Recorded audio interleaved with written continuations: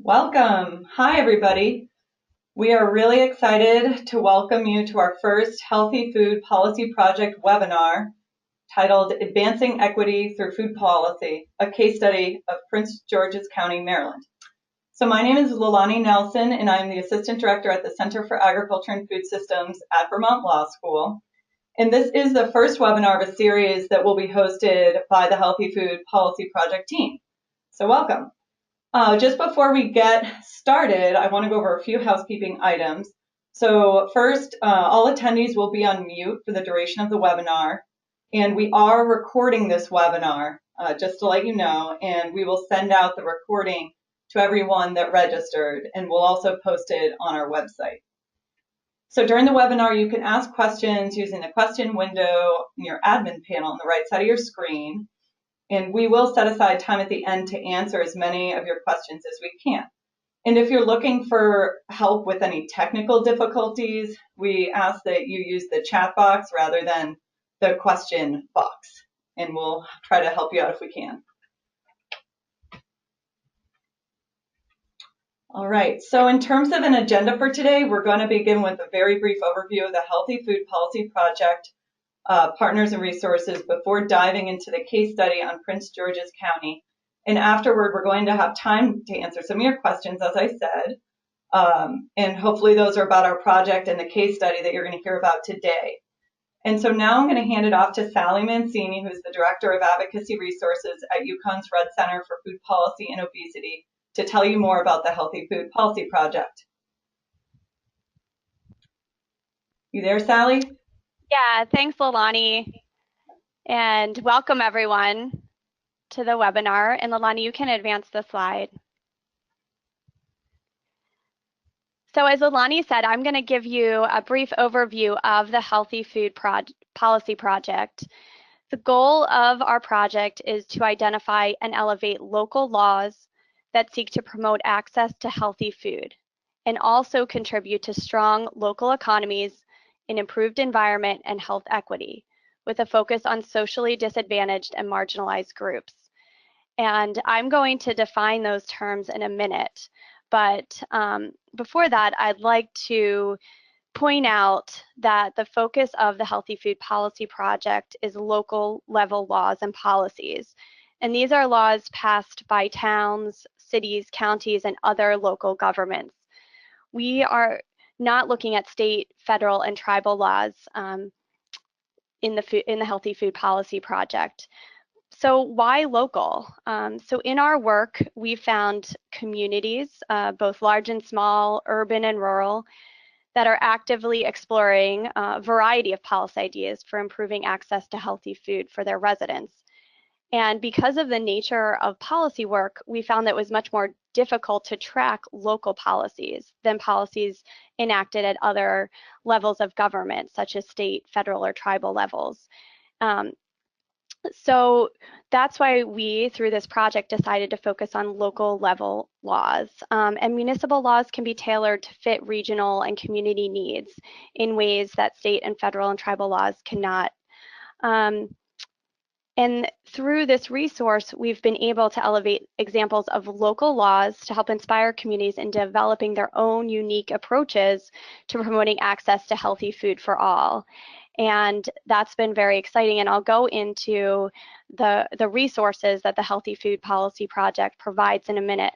But first, I'd like to touch on the project partners and also talk about our funder. So this project is funded by the U.S. Department of Agriculture, the National Agricultural Library, and it's a 4-year project where we've been able to analyze local level laws and also develop case studies, which again, I will get to in a second.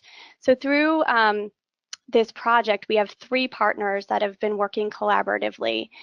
We have the Center for Agriculture and Food Systems at Vermont Law School, and Leilani Nelson is representing casts today. We also have the Public Health Law Center at Mitchell-Hamlin School of Law, and Julie Ralston-Aoki and Jay Kelly are on the call from Public Health Law Center, and they will be fielding questions at the end of the webinar. And then the UConn Rudd Center for Food Policy and Obesity has also been a partner in this project, and I'm representing UConn Rudd Center as well as Kristen Cooksey-Sowers, who will be presenting after me today. I'd also like to recognize our advisory committee members. We are working with many experts from around the country to help guide this work. And our committee members are Paku Hang from the Hmong American Farmers Association, Dr. David Proctor from the Rural Grocery Initiative at Kansas State University, Dr. Samina Raha from Growing Food Connections at the University of Buffalo, and Catherine Lynch Underwood from the Detroit City Planning Commission. And these advisory committee members, as well as our project team, have worked together since the start of this project to create some definitions that have really grounded our work. And that's what I'd like to talk about next, so we can advance the slide. So you'll see in front of you some key definitions for this work, and I'm going to read through these definitions. A few of these definitions, especially those around health equity and socially disadvantaged and marginalized groups, have been adapted from other resources, and a quick visit to our website will help you locate these resources and references. So I encourage you after the call to get onto our website and take a look around and look more into the references for these definitions. So starting with healthy food, we define healthy food as food that is minimally processed, fresh, frozen, or canned produce that has little, if any, added sugar, salt, or fat, food that is culturally relevant, food that meets evidence-based nutrition standards, and food that is both nutritious and safe to eat. When we're talking about healthy food access, we define that as food that is accessible when it is affordable and community members can readily grow or raise it, find it, obtain it, transport it, prepare it, and eat it. Then moving on to our definitions around health equity. So we've defined health equity as the absence of disadvantage in chronic disease-related health outcomes, regardless of one's race or ethnicity, religion, socioeconomic status, gender, age, or mental health, cognitive, sensory, or physical disability, sexual orientation or gender identity, and or geographic location. And for socially disadvantaged and marginalized groups, our definition that we've used to guide this project is groups of people who systematically experience unfavorable social, economic, or political conditions based on their relative position in social hierarchies. Socially disadvantaged and marginalized groups often also experience a restricted ability to participate fully in society and enjoy the benefits of progress. We can move on to the next slide. And if you remember our project goal, in addition to promoting access to healthy food, we've also wanted to highlight local policies that contribute to strong local economies and improved environmental conditions. And in order to highlight those policies, we first needed to define what we meant by strong local economies and improved environmental conditions. And again, I'm going to read these definitions for you, especially for those who may just be calling in today and aren't able to access the slides. So for strong local economies, we are talking about laws that encourage local dollars to stay in the community, provide financial support for establishing or strengthening local businesses, trade, or producers, and supporting livable wage jobs within the community, supporting humane working conditions for food workers, and creating pathways for economic prosperity and community wealth. For improved environmental conditions, we are looking at local laws that promote or support sustainable agricultural practices, soil resilience or pollinator health, clean air, clean water, biodiversity, edible landscapes, soil testing for community gardens, human resilience to disease, pollinator-friendly landscapes, areas, and addressing concerns about climate change and aiming to reduce waste.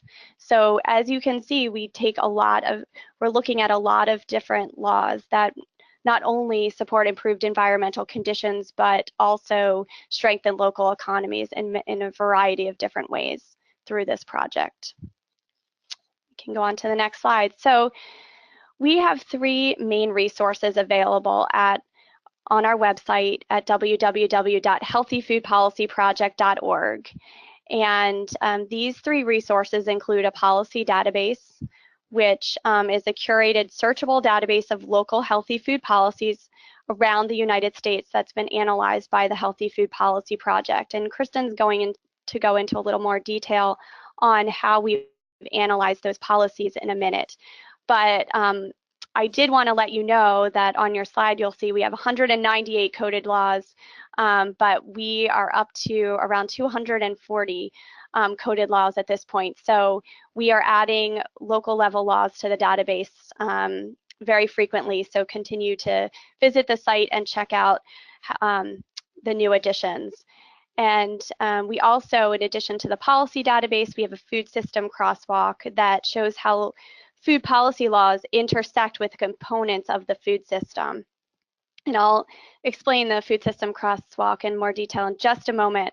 The last key feature of the Healthy Food Policy Project are our case studies. And these are in-depth stories that showcase healthy food policy initiatives and the people and communities that develop them. We really wanted to show community engagement in the process of passing local level policies and the story behind the law throughout the Healthy Food Policy Project. And this is a key area where we've been able to highlight the ways in which laws and policy changes aim to achieve health equity. And that's why I'm so excited to hear about the work of Prince George's County, Maryland in just a minute. You can advance the slide.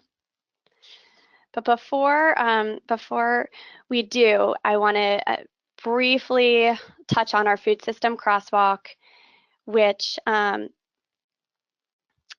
gives communities an overview, a broad overview of the many legal policy options available when seeking to pass laws that promote access to healthy food and strengthen local economies and improve environmental conditions. So the way that we've decided to organize our crosswalk was from a food system perspective. We've defined each of these food system sections in the crosswalk, and then we link to specific policies that support this this area of the food system. So we can go on to the next slide. This slide includes just a brief overview or snapshot of the Gros process, and you'll see there that we've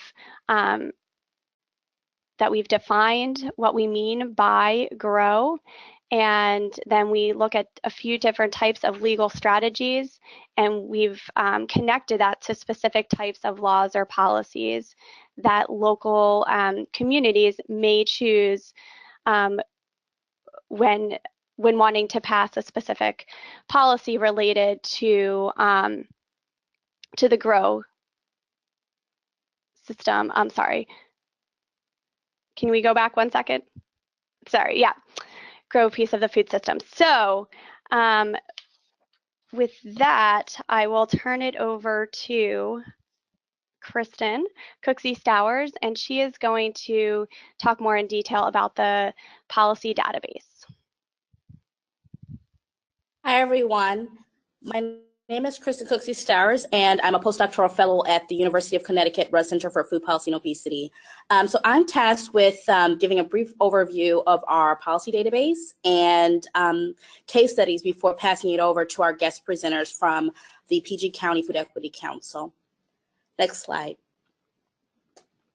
So the policy database focuses on written laws and organizational policies that have formally been adopted by local level governments, as Sally mentioned, counties, cities, towns, for example, and these include ordinances, resolutions, and codified laws. And as was mentioned before, this project, we are not focusing on laws passed at the state level or federal level. So to create the database, policies were compiled through a variety of sources, including the Growing Connections Policy Database, American Legal Publishing, Unicode, and things of that nature. So the team developed an intensely detailed rubric to evaluate key aspects of these policies and laws, such as the specific strategy that was used, for instance, whether it set a standard or whether it created a fund. The coding team also looked at which aspect of the food system it focused on. So this is where it ties well into the food system crosswalk, so whether the policy addressed growing food or whether it was focused on the retail setting, for example. We also coded for its relevance to public health and equity, environmental conditions, local economy, and to marginalized groups. The coding rubric also assessed how well these healthy food policies were written. So for example, whether important terms were carefully defined in the law itself, and whether it identified who was responsible for implementing or enforcing that law. Each law in the database was scored at least 3 times, including a 2-person coding team that worked to reach internal reliability, and then again by a 3rd person tasked with quality control. So our coding manual and supporting documentation goes into great detail regarding our inclusion and exclusion criteria for these policies, but I will just say that the policy database does not include laws and policies adopted by school boards, park boards, as was mentioned, state, federal, or tribal laws, and we did not code laws that create advisory boards or task forces without specific requirements for policy-related action. Next slide, please. So now I'll give a little bit of background information about our approach to case studies. So to solicit case study nominations for rural, urban, and urban communities, the project team sent a solicitation email through a variety of listservs. We contacted universities, research centers, local government entities, and nonprofit organizations.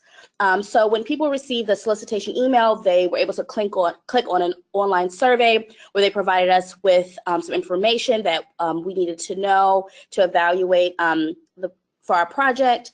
And internally, our team developed a decision matrix to identify which nominations to focus on for our 4 case studies. So the matrix included core criteria, which, as Sally mentioned, for us, health equity, relevance to health equity was a core aspect we were looking for, as well as that it addressed the type of law or plan.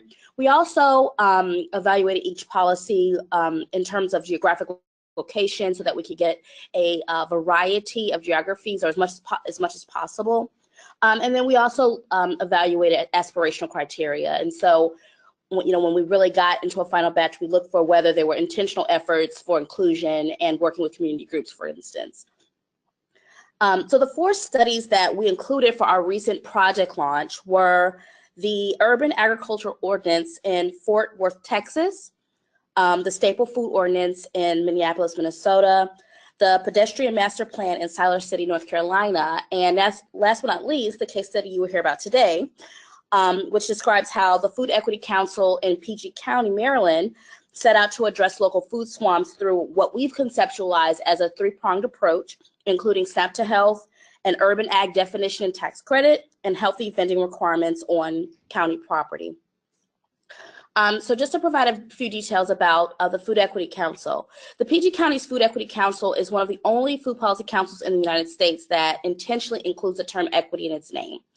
Their mission is to promote health, economic opportunity, food security, and well-being, especially among communities that have been negatively impacted by the current food system, cultivating justice and economic opportunity from farm to fork. And we found just in our work with them that they are just a great example of how to truly engage communities and how to integrate economic and racial equity work with food policy efforts. So today we will hear from Kim Rush-Lynch and Sydney Daigle from PG County's Food Equity Council. For over 20 years, Kim has been under the influence of food from field to fork. This addiction has prompted her to participate in all aspects of the food system, from growing food to nutrition and food education. Currently, Kim is the Agricultural Marketing Specialist for the University of Maryland Extension in PG County and the co-chair of the PG County Food Equity Council. Kim has shared her experience in food farming and nutrition with organizations such as the Southern Maryland Agricultural Development Commission, PG County Public Schools, Greenbelt Farmers Market, and numerous corporations and nonprofits through her health consulting business, Cultivating Health. When she's not thinking about food, you can find Kim in her garden, at her local farmers market, roller skating, or chasing her toddler, McKenna. And so next, I will share a little bit about Sydney before passing it over. As a program manager for the Institute for Public Health Innovation, Sydney oversees implementation and outreach for the Hill Cities in Town campaign and PG County's Food Equity Council. Sydney is passionate about strengthening local food systems and improving underserved communities' access to healthy foods. She has over 7 years of professional experience working on systems level public health interventions and local food and farm advocacy. She has also served as the South Carolina Department of Education Farm to School and Fresh Fruit and Vegetable Program Coordinator. She has worked successfully with diverse audiences ranging from school cafeteria staff to policymakers to affect change at the institutional, county and policy levels, county and state levels. In her free time, she enjoys reading fiction, cooking, but mostly eating Southern food and doting on her 2 rescue dogs, Django and Zora. So welcome, Sydney and Kim, and thank you for joining us. Hi, my name is Sydney Daigle, and I'm joined today by Kim Rush-Lynch. I'll let her introduce herself. Hello, everyone. I'm Kim Rush-Lynch, and I'm happy to be here today. Today, Kim and I are going to share some of the strategies we've used to center our Food Council's work around advancing equity and a few of our relevant policy accomplishments. Prince George's County is a large and extremely diverse county located directly to the right of Washington, D.C. We have over 900,000 residents from upwards of 150 countries. The county is also geographically diverse. We have very urban areas close to the DC border, wealthy suburban communities, and rural farmlands. In the inner beltway of the county, there are high rates of poverty and health disparities. In these communities, we see more neighborhoods where residents have lower incomes, don't own cars, and don't have a full-service grocery store offering a variety of high-quality, healthy foods near where they live. Instead, these residents are confronted with a glut of unhealthy fast food options and few places to purchase affordable, healthy foods. We call these areas food swamps. So what does agriculture look like across the county? Well, about 1/3 of the county's land is rural, but approximately 3/4 of our land is zoned for agricultural use. We have diverse types of farm operations ranging from commodity crop growers to permaculture forest farmers to dairies, small livestock farms, equine, and wineries. The nursery and greenhouse industry is a substantial part of our agricultural profile here in Prince George's County as well.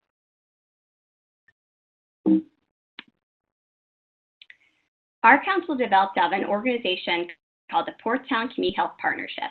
This place-based collaboration of residents, funders, municipalities, and nonprofits centers their work around the understanding that place, race, and class matters when it comes to health. They've worked to create healthier, more livable communities for the residents of 4 towns along the Anacostia River. The group struggled to change the food retail landscape in their towns and launched the Food Equity Council to address the local and state level policies that influence access to healthy foods on the ground. Our council is incubated within a public health institute, the Institute for Public Health Innovation, whose mission also has a health equity focus. It's important to note that before we launched, the County Council endorsed our formation and mission through a resolution. This was critical. It gave us credibility in the county before we started our work and made key decision makers aware of who we were and what we intended to do. We recognize this is a lot of text on the slide, but we felt it was important to include this as a reference page for participants. These are our council's overarching goals from our governing guidelines. Our founders were very intentional when crafting our governing guidelines, which act as our bylaws. These guidelines use an equity lens and encourage us to constantly challenge ourselves to consider how the strategies we propose improve the food system for everyone, especially those folks who are most negatively impacted by our current system. We advocate for policies that meet our council's triple bottom line of improving public health, ensuring environmental sustainability, and spurring sound economic development. Our members are united by these shared overarching goals and work together to create a county food system where all residents have access to healthy, affordable, sustainably produced, safe, and culturally appropriate food, and where there's justice and economic opportunity built into every step from farm to fork. As Sydney shared, our bylaws provide a strong set of guidelines for our health equity goals. During our strategic planning process, we originally looked for low-hanging fruit or strategies that we felt were likely to be able to make progress on in a couple of years. However, we discarded or adapted those strategies that didn't align with our governing guidelines. Really, these guidelines serve as our collective consciousness and ensure we are staying true to our goals. The FEC's decision-making processes ensure all voices have equal weight. We make decisions by modified consensus building so all voices in the room have equal influence. Sydney, as well as other members in leadership roles, have sought out facilitation trainings and best practices to better support all members in feeling comfortable sharing their opinions. We are intentional in our outreach and engagement of underrepresented communities as well. This is an area where we are constantly working to do better, but we do prioritize outreach to individuals and communities that are most negatively impacted in our current food system. We prioritize diversity in membership, leadership, as well as hiring. Our council is a very diverse group in terms of race, age, and professional backgrounds. We intentionally cultivate young leaders within the council and encourage members of color to run for leadership positions. We are explicit in encouraging people of color and those from marginalized communities to apply for positions and contract with the Food Equity Council. To date, all of the firms that we've hired have been owned and operated by women of color. All of our meetings are open to the public, and like Kim said, everyone gets an opportunity to contribute to our policy agenda during these meetings. Finally, we feel it's our council's responsibility to serve as an educator for decision makers and stakeholders on the equity impacts of policies. To that end, we regularly conduct and submit our analysis of bills to county council and county agencies, and we've started holding quarterly educational events focused on our policy priorities to inform stakeholders of food system issues that affect health and community well-being. Sydney and I are going to cover 3 policy accomplishments that illustrate the Council's commitment to advancing health equity through food policy change. We have to remember that policy change is a very slow process, and we took a significant amount of time to build the relationships and knowledge that we needed to be successful advocates. We are going to start with the urban farm definition and urban agricultural property tax credit. When we first launched the Food Equity Council, the county's urban farming legislation was very restrictive. Our county council was initially hesitant to allow urban farming in the county. However, there was a well-known and respected nonprofit with a mission of feeding the community and educating residents on healthy foods and lifestyles that was interested in starting an urban farm on the property of an apartment complex serving low-income residents. As a result of their advocacy, County Council passed legislation to allow this one, and only this one, urban farm to break ground and operate in the county. There were other folks farming in the county, several of whom were immigrant farmers growing crops to sell to their communities. We wanted to make sure these farmers could operate legally and safely without fear of their operations being shut down. Further, we knew there was an enormous amount of interest in urban farming right next door in DC, and there were many underutilized plots in the inner beltway of the county that could be beautified and made productive by urban farmers. Though we've been talking about the need to expand urban farming in Prince George's County for a couple of years, it took a passionate county council intern's research on urban agricultural property tax credits to get the ball rolling. After we were approached by county council member Lynn from Council District 1 about an urban agriculture tax credit bill, we assembled a team of interested stakeholders using a few of our networks. We had worked with Park and Planning to develop a survey assessing individuals' interest in starting urban farms in the county earlier in the year. We were able to draw on those respondents in addition to Eco City Farms Network and the network of farmers Kim maintains as our ag marketing specialist. These lists and networks helped us reach immigrant urban farmers and future growers of color in the county. We were also able to use our membership networks to reach community gardeners, anti-hunger advocates, farmers market managers, and agriculture advocacy groups through our work with some of these stakeholders on past bills. Finally, we were able to draw on our existing relationships with county agencies who we knew would be important gatekeepers to keep the bill moving forward, as they would ultimately be responsible for its implementation. We worked with these stakeholders to draft the legislation and organized our advocates to testify during committee hearings. Once we received feedback from committee hearings, we worked together to come up with compromises and followed up with research and suggestions for amendments to the bill. Finally, after the legislation passed, we continued to work with many of these stakeholders during implementation.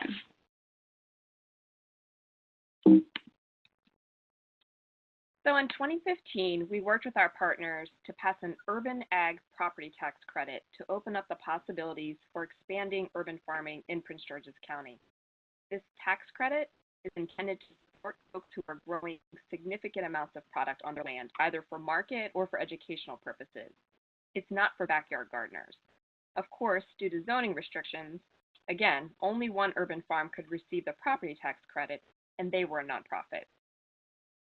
So to ensure that farmers could access the tax credit, in 2016, the Food Equity Council worked with County Council to pass a bill that opened up urban farming to residential zones and zones where agriculture is permitted in the county.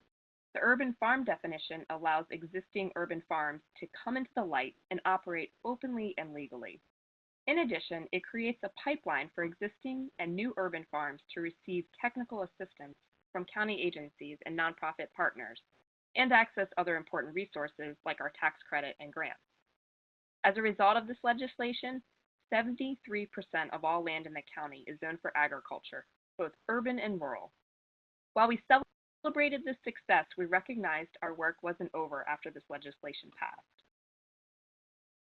To ensure that new urban farmers are fully supported, we launched a County Urban Farm Initiative, Lynn PGC.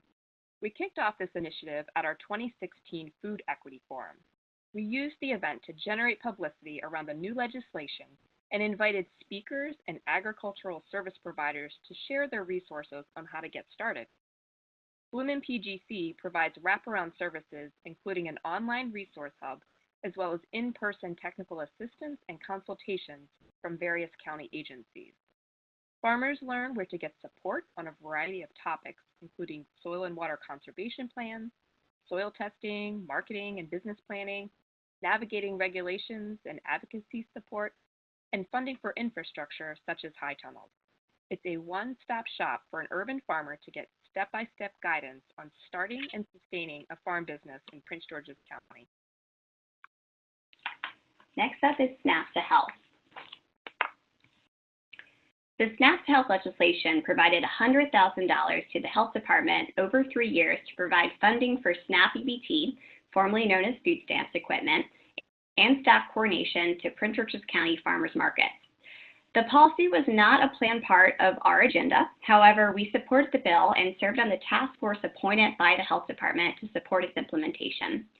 We felt the program was a win-win for farmers, farmers markets, and low-income residents, and hoped that it could eventually provide farmers markets funding to leverage for double value coupon programs. Unfortunately, a couple months after this bill passed unanimously, the program was defunded as a result of our county's budget deficit. That's when FEC really ramped up our involvement. We wrote letters and sent staff and council members to testify at various county budget hearings.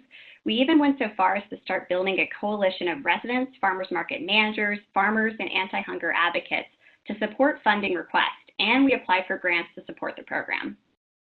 As a result of our and our partners' advocacy efforts, $25,000 was restored to the SNAP Health budget by the county for 3 consecutive years in a row.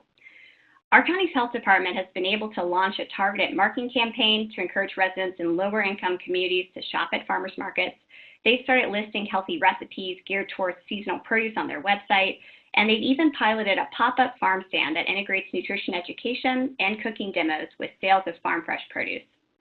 This was a policy we had to make some compromises on. Progress was slower than we would have liked, and the health department couldn't implement the program as they had originally planned because of the slow trickle of funds. However, we feel what is most important is that the health department is now regularly using farmers markets as a tool to advance healthy food access amongst all residents, and they're leveraging their resources and existing programs to support farmers markets. Next is healthy vending on county property. We felt it was important to work on legislation related to healthier vending machines, as folks who don't have cars and work at county buildings are dependent on vending machines offerings to get through their shifts. Staff who work nights, like custodial staff, are especially dependent on the machines as there aren't open restaurants with healthy options located nearby. Further, we learned from county students that when they studied at the library or exercised at their local recreation center, the snacks that were available to them during their study session or after a workout didn't help them feel energized and healthy. We worked with Sugar Free Kids Maryland, a state-level nonprofit that works to reduce sugary beverage consumption amongst youth, to organize advocates, draft legislation, and co-host educational events about the negative health consequences of eating and drinking too many sugary beverages and junk foods. We invited important allies to speak at our educational events, like the county's Parks and Rec Department, and we helped recruit local high school students and health-focused foundations to testify who'd worked with the Food Equity Council in the past. We also organized residents to call and write letters to their council members. These actions seem to have an impact on both County Council and our local Parks and Planning Commission. We did make a few concessions in the legislative process, but we're proud of CB 26, 2017, the bill that ultimately passed unanimously. 50% of items in county-owned vending machines must meet American Heart Association recommended nutrition standards, and these healthier products must be placed at eye level and be competitively priced. Before County Council passed their legislation, our Park and Planning Commission passed a resolution with the same guidelines, which furthered the reach and the impact of this legislation in our county. So, challenges. We have encountered multiple challenges in our policy work. We've struggled to engage low-income residents in our advocacy efforts, and this is an area, like Ken said earlier, where we're constantly trying to do better. We tried to address this in the past by working through our partner networks to engage youth whose families may have lower income levels. We have a connection point with these students through the programs they're already engaged in, and they're often very passionate about food and social justice. Just ask any high schooler you know about their feelings on school lunch to test this. We also hold our meetings in publicly accessible places and keep them family friendly to avoid folks having to incur extra childcare costs to attend. It's been challenging to ensure policies are implemented according to the original vision of stakeholders. To address this, we've developed stronger partnerships with county agencies who are responsible for implementation. We spoke to this a bit in our SNAP to Health and Urban Agricultural Property Tax Credit work. Finally, sometimes there's limited political will for food-related policy. Legislators have a lot on their plates and diverse constituent concerns to address. We try to be strategic about the policies we choose to support and how we communicate their value. We often emphasize the positive economic and environmental impacts of policies and programs that also address food insecurity. This helps us address and attract a more diverse group of supporters. We've also use model policies and innovative programs from neighboring jurisdictions as leverage to garner support for our work in the county. There's a healthy sense of competition in the DC metro region, and it can lead to neighboring jurisdictions being more open to try a new idea if it's worked well somewhere nearby.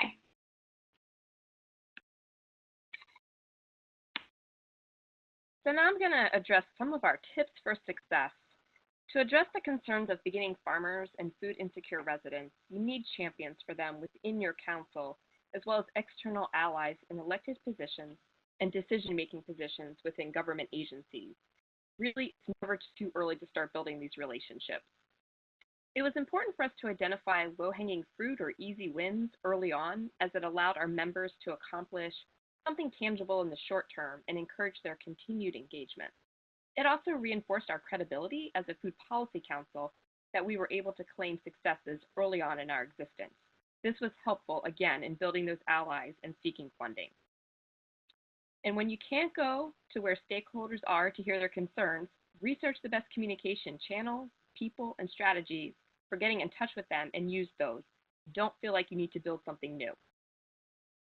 Develop strong relationships and buy-in in your work through identifying and actively working on mutually beneficial goals with partners.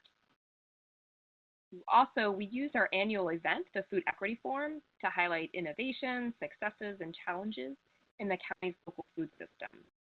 We've highlighted local farmers each year since we started, and the year before last, we devoted the entire forum to urban agriculture and launching the Bloom PGC program. This provides a great opportunity to use our highest profile event to elevate the voices of beginning farmers and underserved residents, as well as to educate stakeholders and decision makers on their concerns and priorities. Finally, the Food Equity Council meets in person monthly and encourages our work groups and committees to meet between meetings over Zoom video conference calls.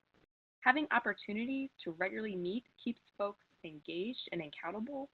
Further, particularly for food policy councils, it is important for members to be able to break out of the silos that they may be working in and engage with others who work in different sectors. We find that we get very creative ideas and solutions when we work together as a full body.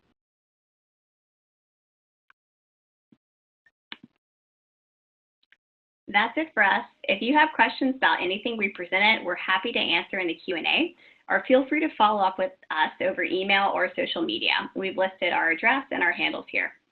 Now we'll hand it back over to Sally.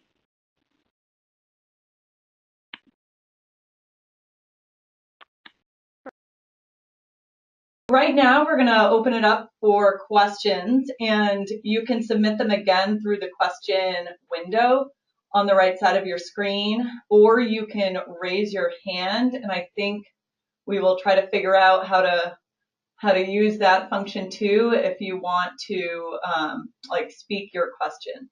So to get us started though, we have one question for Kim and Sydney.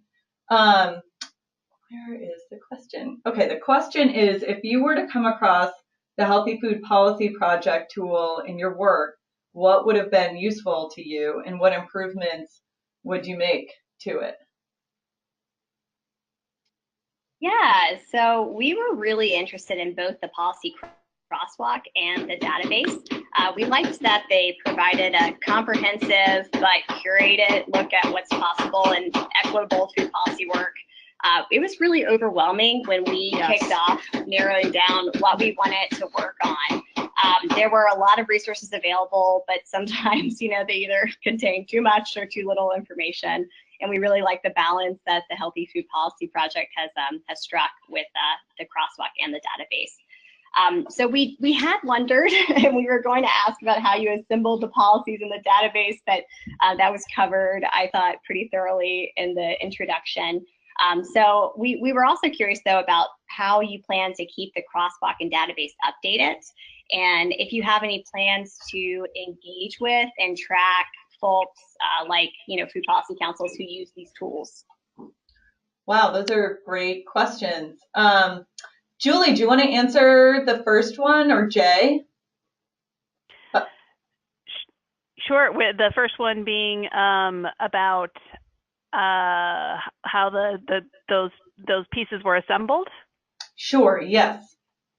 So hi, this is Julie from the Public Health Law Center, and yes, I'd be glad to talk a little bit more about that. Although Kristen did a great job, you know, of talking about the policy database and kind of how the policies are a process for what we included there. But just to say a little bit more about that, I think those two pieces, the crosswalk and the policy database, really go hand in hand in a lot of ways, because, you know, we were taking this food systems approach and trying to look across all the stages of the food system and then think about, you know, how people could engage, you know, at whatever stage that they're interested in, or at whatever point they might be within the community or with where their food policy council or group might be at, in terms of experience in working on policy development, and then also passion. And so I really like to think of those two pieces going hand in hand together, and like that the crosswalk provides sort of an entree point, like you guys were talking about, for kind of understanding just the wide array of policy approaches that are being tried out there, and giving people just a little bit of a glimpse of sort of real world examples.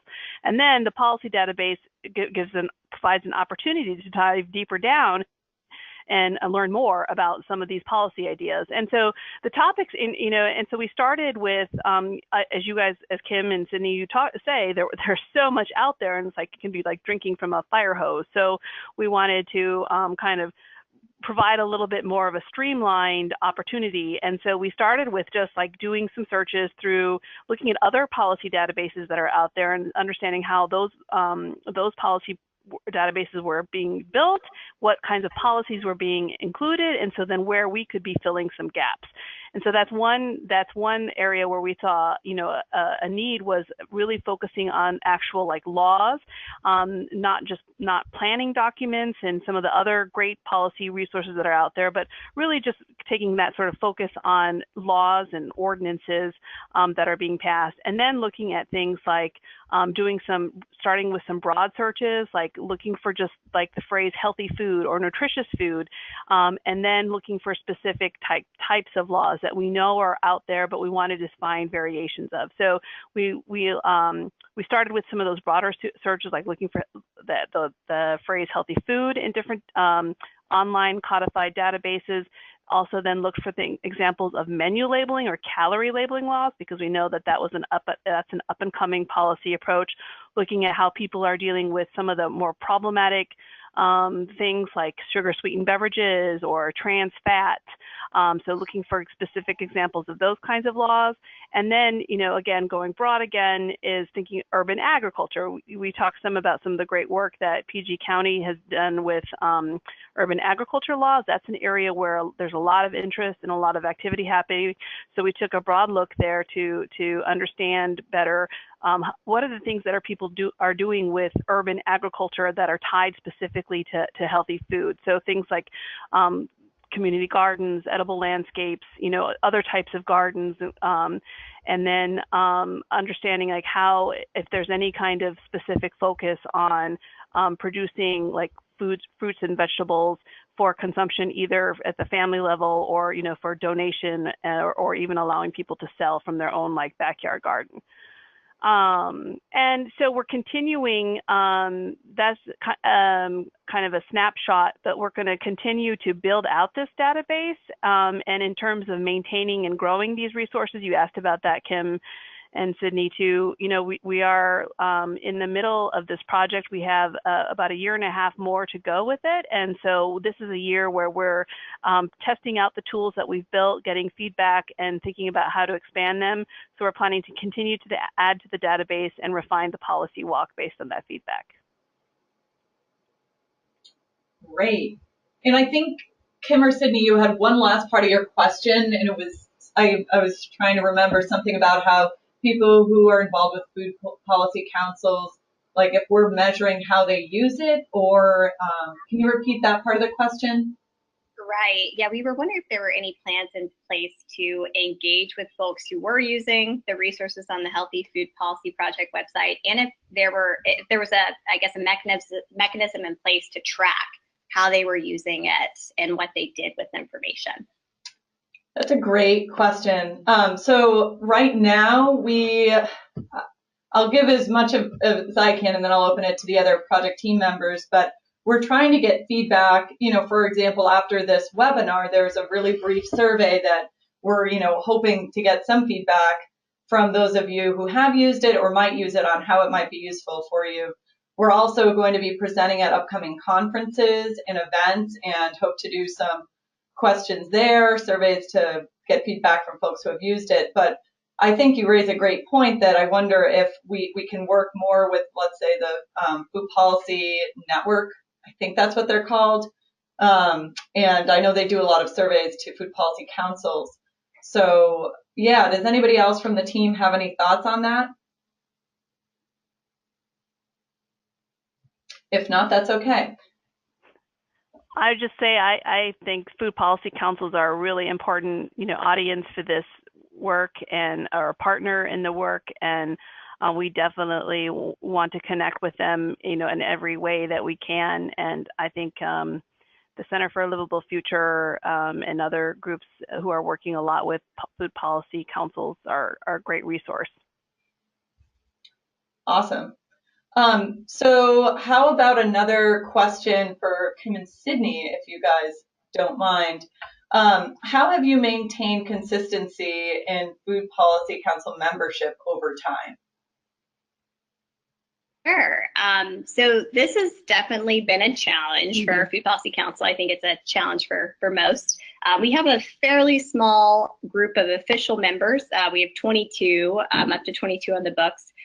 But we have a large group of folks who are part of our work groups as well. So when we think about our members, we really think about our work group members as well. something that we've done that's been helpful in kind of maintaining momentum and helping to build a shared knowledge base for members, which we think helps keep them engaged, is holding these quarterly meetings on topics that are interesting to the Food Policy Council and relevant to our work, where we invite in local experts and folks from other jurisdictions that have innovative policy work that we'd like to hear about. And we kind of focus in on one specific topic. We did one on healthy food retailers last year, and we have one coming up on the Farm Bill in early March. So that's been helpful. We also try to focus on building kind of committees and work groups that fit people's interest areas so that they have a home within the council. We did change our work groups last year, and we felt like we lost some members after that change. So I would say to other food policy councils, be careful when you change your work groups, because I think those are really important communities for folks. And finally, we do engage in regular strategic planning with the council members. And that's been critical to have opportunities for all of our members to contribute to strategy development. And we've heard whenever new members come in, they want that opportunity to contribute to the direction that the FEC is headed. So that's been a helpful tool in keeping folks engaged as well. Anything else, Kim? I think that you got it great. Summed it up. Awesome. Okay, another question. Someone is interested in hearing about the future plans for the PG Food Equity Council. One of the things that we're currently working on is a piece of legislation. Well, actually, it's in existence. It's to create an Ag Resources Advisory Committee within the county. And it's something that has had 3 different iterations, and still no one has been nominated to actually participate in this particular effort. So we are currently working on trying to pull together groups of people that would, be put forward in front of our county executive for nomination, and then of course confirmed by our county council. And they would work on a variety of resource issues related to agriculture, including economic development, policies and regulations, and just, whatever we can do to keep ag moving forward in Prince George's County.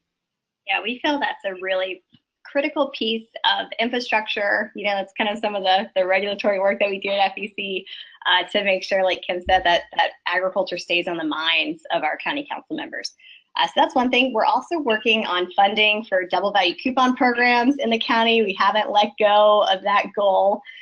So we have asked the county executive to fund double value coupon programs, and we'll be working on a plan to get this funded through the county budget through the budget season this year, which wraps up around June. And the final thing that we're kind of working on in the short term currently is encouraging county institutions to procure locally grown food. We have been very involved with our county health department's Healthcare Action Coalition. We're leading one of the work groups focused on healthy eating, active living, that's working on developing strategies for our community health improvement plan. And we have we've worked with stakeholders to get institutional procurement of locally grown food into the CHIP, our community health improvement plan, which gives us some extra capacity and stakeholder power to advocate for institutions to buy more locally raised foods and grown foods over the next 5 years or so. So we're really excited about that work, and we always have a few more things in the hopper, but that's kind of what has political will and legs right now. Great. That's really exciting to hear. So we have one last question for you guys.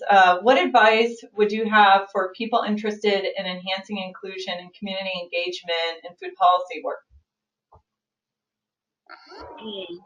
Right. So I think we tried to address this or touch on this at least during our strategies for success. I think that something that Kim said that really resonated with me is to kind of to use the networks and the systems that are already in place to reach people.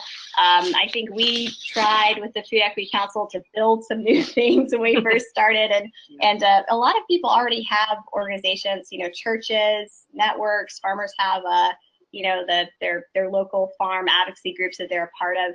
So I think it's helpful to go to where people already are and use the networks that they're already using to try to see if you have overlap in your agendas. So that's one thing. We also think that there's a few different ways to get feedback in many different groups of people that you can get feedback from when you're working on collaboratively crafting your policy agenda. We worked with youth, as I mentioned, in the past, and that's been just a really wonderful experience, I think, for us as council members on the for the FEC, but also for the youth, because it kind of gives them some stuff to write up on their, their college applications and whatnot. And finally, make sure that you have real room in your decision-making process for people to contribute.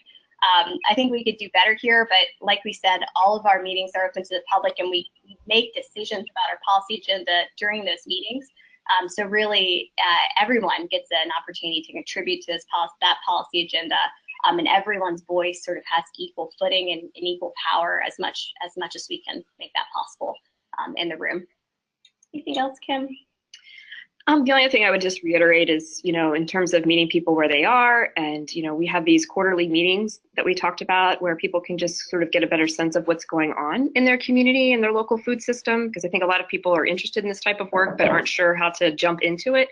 And sometimes I feel like, our work group meetings can be slightly overwhelming if you're coming into the middle of them. So those serve as great entry points for people who are interested in getting involved more in this type of work. And I have noticed that we've had, different people who normally don't attend meetings come to those quarterly themed meetings.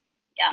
And just one more thing. Also, I would encourage anyone else working in kind of food policy sphere to be careful of your language. Yes. Even internally, sometimes some of us are confused about what other people are saying within the Food Policy Council. So we try to keep our language really accessible so anybody can walk in and sort of understand what's going on. And I think that everyone could do better on that. We remind each other too. Yeah, Great. Well, thank you guys so much. It's been so helpful hearing your story and having you answer these questions. And thank you for everybody on the webinar that was able to join today. And just a reminder, you're going to be prompted to take a really quick survey as soon as this is over, and also in a follow-up email if you aren't able to take it. And we appreciate your time in taking that 5-question survey in advance. And we will send a follow-up email with either a recorded version of this or something.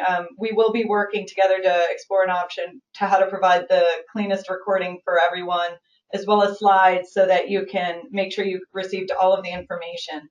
And just stay tuned for any additional webinars that we'll have, and visit healthyfoodpolicyproject.org to learn about upcoming webinars or to send us any questions you have or policy suggestions.